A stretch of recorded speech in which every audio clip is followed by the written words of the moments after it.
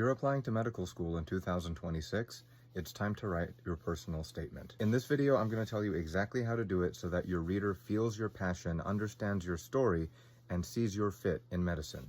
First, we need to talk about the different stakeholders of the personal statement. Obviously, you have goals. You want to come off as passionate, you want to talk about your values, you want to talk about your skills, but you have to ask yourself, why would such and such medical school care about your random story? And that brings us to the second key stakeholder, the medical school. Put yourself in their shoes. They're trying to assess the fit between your values and their mission. They're trying to figure out how you're going to show up as a member of the class so that they can build a class that coheres together well. They want to understand your drive. What's going to get you out of bed at 3 a.m. when you're on call on the worst day of medical school? What's going to keep you going for all 4 years? And when you're done with medical school, how are you going to represent their institution? It's also worth going on Google and looking up the AAMC pre-medical competencies, which are a list of competencies that medical schools are actively looking for in your application. So see if you can connect your virtues and values with those competencies so that you're giving them what they're actively looking for. Okay, now let's talk about writing. First, we have to understand that your experiences aren't special. Even if you've done some amazing research,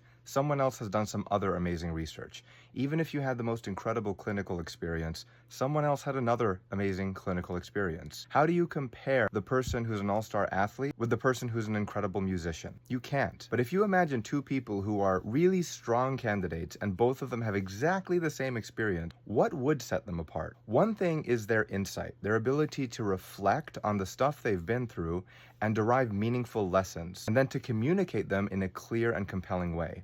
The other thing is their inspiration, meaning now that you've been through all of that, you've had all of those lessons and insight, what are you going to do with it? What have you done with it? So when you had a formative experience, what did you do next? Now that you've been through your whole story, what's your vision for your career?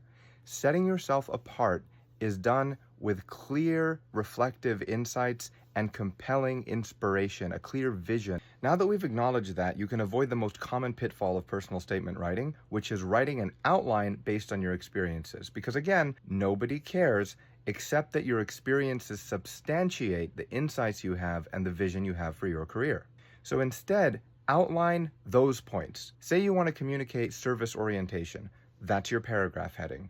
You want to talk about communication skills or teamwork. Those are your headings. Once you have your headings, your paragraph outline of the insights, the values, the characteristics, the skills you want to get across, we're ready for the next step, which is called the I method, EII, experience, insight, and inspiration. So now what you do, you have either a piece of inspiration or a piece of insight in that outline heading. You're going to ask yourself, of all of my experiences, what experience will best substantiate, will most clearly make the point of that characteristic I'm trying to share? For example, if I had a heading, teamwork, I could write about a lab experience I had. I could write about that time I was on a sports team. The decision isn't about what's more impressive, because that's nonsense.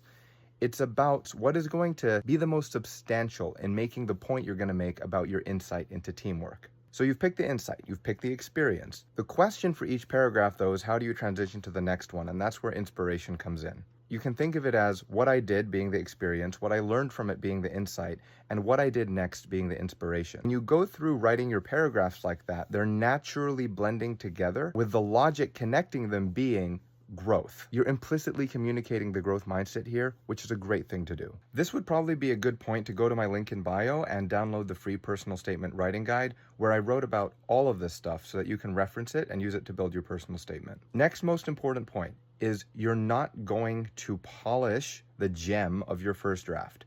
Your first draft is crap. Even if it's really good, it is not the best you can do.